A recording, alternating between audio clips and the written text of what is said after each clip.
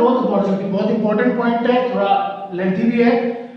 इनके अगर आपकी कंपनी इन फ्यूचर ग्रोथ करना चाहती है, जैसे रिलायंस था एक नया वेंचर खोलना चाह रहा था जियो, ऐसी अगर आपकी कंपनी कोई नया वेंचर खोलना चाह रही है, एक और लाइन में जाना चाह रही है, मतलब इन फ्यूचर उसके पास कई इन्वेस्टमेंट और ग्रोथ प्लान है अपने बिजनेस को एक्सपेंड करने के लिए, तो इन दैट केस वो क्या करेंगे, इन दैट केस वो डिविडेंड कम बांटेंगे और रिटेन अर्निंग जो रखेंगे वो ज्यादा रखेंगे। अगर आपका किसी कंपनी का in future investment and growth plan है, तो हमें फ्यूचर में ग्रोथ करना है, एक्सपेंड करना है अपने बिजनेस को, तो एक्सपेंड करने के लिए क्या चाहिए होता है, पैसा चाहिए होता है। अब पैसा लाने के कई तरीके होते हैं, उसको बाद में डिस्कशन करेंगे। सबसे पहले अगर इन दैट केस डिविडेंड आप बांटेंगे कम और रिटेन अर्निंग रखेंगे ज्यादा। रिटेन अर्निंग ज्यादा रखने का कारण क्या है, एक्सपेंशन करने के लिए क्या चाहिए होता है, पैसा। अब पैसा लाने के आपके पास हमने कहा था दो सोर्स होते हैं, या तो ओनर फंड या बोरोड फंड। अब बोरोड फंड क्या है, कर्जा है, लाओगे रिटर्न में इंटरेस्ट देना पड़ेगा, पैसे भी वापसी करने पड़ते हैं। ऑनर फंड में इक्विटी शेयर होता है, मगर इक्विटी शेयर से आपके जो नंबर ऑफ ओनर्स होते हैं वो इंक्रीज हो जाते हैं, जिससे कि कल को जो आपको मार्जिन मिलेगा, प्रॉफिट मिलेगा, वो कम मिलेगा। अब अगर इस दैट केस अगर आपके पास खुद का पैसा पड़ा है कंपनी के पास, रिटेन अर्निंग ज्यादा रखी हुई है, तो उससे हुआ क्या, देखिए कभी भी आपको पैसा लगाना है किसी भी इन्वेस्टमेंट प्रोजेक्ट में, तो आपको दो ही रास्ते हैं, या तो आप एडिशनल कैपिटल रेज करिए भले बोरोड से ओनर से, या आप अपना रिटेन अर्निंग इन्वेस्ट कर दीजिए, मतलब जो आपने सेविंग कर रखी है वो इन्वेस्ट कर दीजिए। सेविंग करने जो इन्वेस्ट करने उससे फायदा क्या होगा, सेविंग ज्यादा क्यों करनी चाहिए, दैट केस बाहर से भी तो ले सकते हैं। सेविंग ज्यादा करने का फायदा ये है क्योंकि जो आपकी सेविंग है, रिटेन अर्निंग है, एक तो सबसे चीपर सोर्स है। चीपर सोर्स का मतलब आपको उसको लाने के लिए कोई खर्चा नहीं करना पड़ रहा, ठीक, और वापसी करने की कोई आपको टेंशन नहीं है। सेकंड पॉइंट, उसको कोई फ्लोटेशन कॉस्ट नहीं लग रही क्योंकि उसको लाने के लिए कोई खर्चा ही नहीं करना पड़ रहा, तो कोई फ्लोटेशन कॉस्ट नहीं है।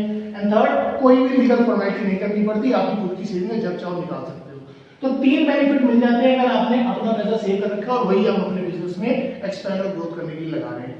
इसीलिए जनरली जब आपके पास इन्वेस्टमेंट या ग्रोथ प्लान होते हैं फ्यूचर, तो जनरल कंपनी रिटेन अर्निंग ज्यादा रखती है और dividend in that case come distribute करती है। इसके बाद अगर आपका फ्यूचर में कोई भी इन्वेस्टमेंट प्लान नहीं है, ग्रोथ प्लान नहीं है, कोई भी फ्यूचर में एक्सपेंड नहीं करना चाहते, तो फिर पैसा सेव करके करेंगे क्या, जब हमने फ्यूचर में कुछ करना ही नहीं है, अभी एक्सपेंड ही नहीं करना बिजनेस को, तो फिर मनी सेव करके हम करेंगे क्या, उससे कोई बेनिफिट नहीं मिलेगा।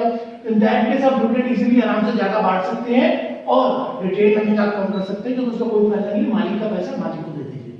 क्लियर होगी बात। तो सबसे पहले अगर इन्वेस्टमेंट अगर प्लान है तो आप डिविडेंड कम बांटेंगे, रिटेन अर्निंग ज्यादा है, तो रिटेन अर्निंग कई फायदे भी होते हैं, चीपर सोर्स है, कोई फ्लोटेशन कॉस्ट नहीं है, लीगल फॉर्मेलिटी नहीं होती है।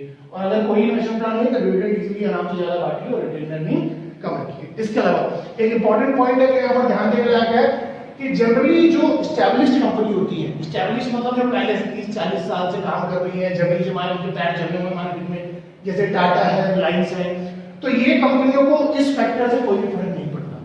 इन कंपनीज को अगर अपना बिजनेस को एक्सपेंड करना भी है, डाइवर्सिफाई करना है, नया बिजनेस खोलना है, तो ये फिर भी डिविडेंड ज्यादा ही बांटेगी और रिटेन अर्निंग कम रखेगी। ऐसा क्यों, क्योंकि अगर ये कंपनियां डिविडेंड कम बांटती हैं तो इनका फिर शेयर मार्केट में इनकी रेपुटेशन पे थोड़ा फर्क पड़ता है और इन कंपनी को पैसे जो होते हैं वो इजीली मिल जाते हैं, तो इनको कोई प्रॉब्लम नहीं आती है। तो इसीलिए जो एस्टैब्लिश कंपनी होती है उसको इस फैक्टर से कोई भी फर्क नहीं पड़ता है, वो फिर भी डिविडेंड ज्यादा ही बांटेगी और रिटेन अर्निंग कम रखेगी। और यही बात अगर कोई न्यू कंपनी जैसे 1mg है, कार24 है, इन कंपनियों को अपना बिजनेस एक्सपेंड करना है, तो ये कंपनियों के लिए तो ये बात वैलिड है कि ये कंपनियां रिटेन अर्निंग ज्यादा करेंगी और डिविडेंड कम बांटेंगी। ऐसा क्यों, क्योंकि एडिशनल कैपिटल रेज करने की बहुत सारी फॉर्मेलिटी होती है, रेपुटेशन की बात होती है, नई कंपनी है, इतनी इजीली पैसा नहीं रेज कर सकते, तो ये अपनी रिटेन अर्निंग का यूज कर सकते हैं। मगर ये वाला पॉइंट एस्टैब्लिश्ड कंपनी के लिए जनरली में काम नहीं आता है, वो अपने हिसाब से चलती है, डिविडेंड ज्यादा ही बांटती है, रिटेन अर्निंग कम रखती है, क्योंकि इनको इजीली जब भी पैसे रेज करने होते हैं इजीली मार्केट से ये पैसे रेज कर सकते हैं। तो ये वाला फैक्टर नई एस्टैब्लिश्ड कंपनी में नहीं लगता है, सिर्फ न्यू कंपनी को लगता है। क्लियर हो गया फोर्थ पॉइंट।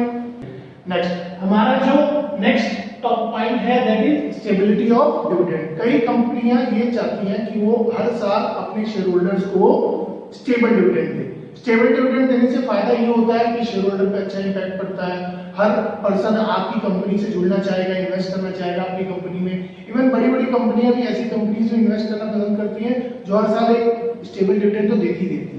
आप भी अगर आपको कहीं पैसा इन्वेस्ट करना है तो आप चाहोगे मैं ऐसी कंपनी में पैसा लगाऊं जहां से मुझे हर साल कुछ ना कुछ रिटर्न आता है। क्लियर हो गया?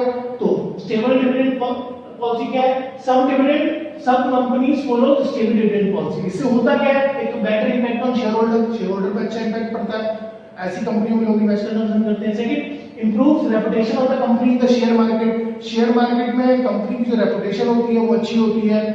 नेक्स्ट, सेटिस्फाइंग इन्वेस्टर, जो आपके इन्वेस्टर हैं जिन्होंने पैसा लगा रखा है वो भी खुश रहेंगे आपसे। Last one important, big companies and financial institutions also prefer to invest in these kind of company. बड़ी-बड़ी कंपनियां भी एंड फाइनेंशियल इंस्टीट्यूशंस भी ऐसी कंपनियों में इन्वेस्ट करना पसंद करते हैं जो कि हमेशा स्टेबल डिविडेंड पॉलिसी ऑप्ट करती है। क्लियर हो गया? तो स्टेबल डिविडेंड पॉलिसी बांटने के का मतलब हो गया कि हर साल हम आपको इतना डिविडेंड तो देंगे ही देंगे, और ऐसी कंपनियों में हर पर्सन इन्वेस्ट करना पसंद करेगा। इवन अगर आपको भी पैसा लगाना है तो आप ऐसी कंपनी में ही इन्वेस्ट करना पसंद करेंगे जहां कुछ ना आने से बेहतर है कुछ आता रहे, स्टेबल आता है। क्लियर हो गया? अब 3 तरह की पॉलिसी होती है स्टेबल डिविडेंड पॉलिसी। तीनों में से कंपनी जो चाहे वो ऑप्ट कर सकती है, ऑप्शन होता है, तीनों में से कोई भी ऑप्ट कर सकती है। सबसे पहली कौन सी है? सबसे पहली है constant dividend per share. Point से क्लियर हो रहा है? कांस्टेंट डिविडेंड पर शेयर मतलब हर शेयर पे आपको कांस्टेंट डिविडेंड देंगे हर साल। इसमें होता क्या है? फिक्स रेट ऑफ डिविडेंड मिलेगा आपको किस पे? इन्वेस्टमेंट पे। And declare some rate same rate every year. Company हर साल सेम रेट ऑफ डिविडेंड देगी और आपको फिक्स रेट ऑफ इन्वेस्टमेंट मिल जाएगा। एग्जांपल के तौर पे आपने जैसे रिलायंस में 1 लाख रुपए लगा रखे हैं। अब रिलायंस ने स्टेबल डिविडेंड पॉलिसी बना रखी है कि हर साल आपको 10% देंगे ही देंगे, तो आपको हर साल 1 लाख का 10%, 10,000 आपको हर साल मिलेगा ही मिलेगा। अगर कंपनी ने ये वाली पॉलिसी ऑप्ट कर रखी है तो आपको हर साल सेम अमाउंट ऑफ डिविडेंड तो मिलना ही मिलना है। कांस्टेंट डिविडेंड पर शेयर में क्या होता है? जो कंपनी डिविडेंड डिक्लेयर करती है वो किस पे करती है? इन्वेस्टमेंट में करती है। इन्वेस्टमेंट का मतलब वो पैसा जो आपने कंपनी में इन्वेस्ट कर रखा है। इसके अलावा हर साल सेम रेट देती है डिविडेंड का। उससे होता क्या है? आपको जो डिविडेंड मिलेगा वो हर साल सेम मिलेगा। एग्जांपल के तौर पे 10% डिविडेंड ऑन इन्वेस्टमेंट का जैसे मैंने आपको एग्जांपल बताया 1 लाख रुपए आपने इन्वेस्ट कर रखा है तो हर साल आपको 1 लाख का 10% कितना? 10,000 मिलता है। सेकंड पॉलिसी है कंपनी ऑप्ट करना चाहे दैट कांस्टेंट पे आउट रेशियो। कांस्टेंट पे आउट रेशियो क्या है?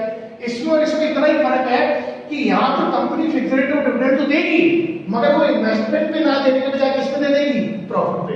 कि जितना प्रॉफिट कमाएंगे उसमें आपको एक सर्टेन रेट मिल जाएगा। जैसे कि मैं आपको कह रहा हूं एग्जांपल के तौर पे कि इस साल कंपनी ने 1 लाख कमाया, अब कंपनी ने रेट सेट कर दिया कि हम आपको 10% देंगे प्रॉफिट का। इस साल 1 लाख कमाया तो 1 लाख का 10%, अगले साल 1.5 लाख कमाया तो 1.5 लाख का 10% 15,000 हो गया, अगले साल 50,000 कमाया तो 50,000 का 10% 5,000 हो गया। तो इस केस में जो आपका डिविडेंड होता है वो keep on changing with the change in profit. जैसे जैसे प्रॉफिट चेंज होता जाएगा आपका डिविडेंड भी चेंज होता जाएगा। जबकि यहां पर ऐसा नहीं होता है पहले टाइप ऑफ पॉलिसी में, क्योंकि यहां पर आपकी इन्वेस्टमेंट सेम रहती है। जब तक आपकी इन्वेस्टमेंट सेम रहेगी आपको जो डिविडेंड आएगा वो भी क्या आएगा? सेम आएगा। मगर यहां पर प्रॉफिट भी मिलता है तो जैसे जैसे प्रॉफिट चेंज होता जाएगा वैसे वैसे आपका डिविडेंड भी चेंज होता जाएगा। मगर डिविडेंड मिलेगा जरूर, मिलना जरूरी है। 10% मिल रहा है, फिक्स रेट है, मगर प्रॉफिट मिल रहा है तो वो चेंज हो जाता है। चेंज इन प्रॉफिट क्योंकि हर साल company same rate same profit तो नहीं कर सकती, कभी ज्यादा हो जाता है कम हो जाता है। ठीक, लास्ट है आपका constant dividend per share and extra dividend. मतलब पहला वाला पॉइंट तो आ ही रहा है, साथ में कुछ एक्स्ट्रा भी दे देंगे। ये वाला जो पॉइंट है दोनों का कॉम्बिनेशन है। इसमें क्या है कि कंपनी सबसे पहले आपको फिक्स रेट ऑफ डिविडेंड देगी और इन्वेस्टमेंट पे, मतलब आपने जितना पैसा लगा रखा है उसमें तो आपको फिक्स रेट मिलना ही मिलना है। एग्जांपल के तौर पर आपने 1 लाख रुपए लगा रखा है तो 1 लाख का 10%, 10,000 तो आपको मिलेगा ही मिलेगा। और इन केस अगर कंपनी का प्रॉफिट इंक्रीज हो गया इस साल तो आपको कुछ एक्स्ट्रा डिविडेंड भी दे देंगे। एक्स्ट्रा डिविडेंड अगर कंपनी का प्रॉफिट इंक्रीज होगा तभी मिलेगा, अदरवाइज वो फिक्स रेट जो मिल रहा है वो तो मिल ही रहा है। एक्स्ट्रा डिविडेंड किस नाम से मिल सकता है? या तो बोनस के नाम से या इंटरिम डिविडेंड, जैसे मैंने कहा जो साल के बीच में ही प्रपोज और पेड हो जाता है उसे इंटरिम डिविडेंड बोलते हैं। तो इस फॉर्म में मिल सकता है आपको एक्स्ट्रा डिविडेंड। तो सपोज कंपनी ने इस बार ज्यादा कमाया तो आपको कह दिया कि जितना एक्स्ट्रा कमाया उस पर 10% हम प्रॉफिट भी दे देंगे, जो एक्स्ट्रा कमाया उस प्रॉफिट में आपको 10% दे देंगे। 10,000 तो ये लेके जाएंगे ही जाएंगे, साथ में जो एक्स्ट्रा कमाया होगा उसको भी ले जाएंगे। तो ये दोनों का कॉम्बिनेशन हो जाता है। तो कंपनी के पास तीनों में से कोई भी ऑप्शन है, तीनों में से कोई भी ऑप्ट कर सकती है। ये वाली चाहेगी हर साल सेम मिलेगा, इस पे प्रॉफिट में मिलता है, इस पे इन्वेस्टमेंट मिलता है। रेट दोनों तो फिक्स रहता है, मगर यहाँ पर डिविडेंड आपको हर साल सेम मिलेगा, यहाँ पे चेंज होता रहता है विद चेंज इन प्रॉफिट। और यहाँ पर दोनों का कॉम्बिनेशन है, पहले यही मिलेगा, अगर कुछ एक्स्ट्रा कमाया तो प्रॉफिट में दे देंगे आपको इन दी फॉर्म ऑफ बोनस और इंटेंडेड। क्लियर हो गया पॉइंट? स्टेबल डिविडेंड पॉलिसी का पॉइंट क्लियर हो गया।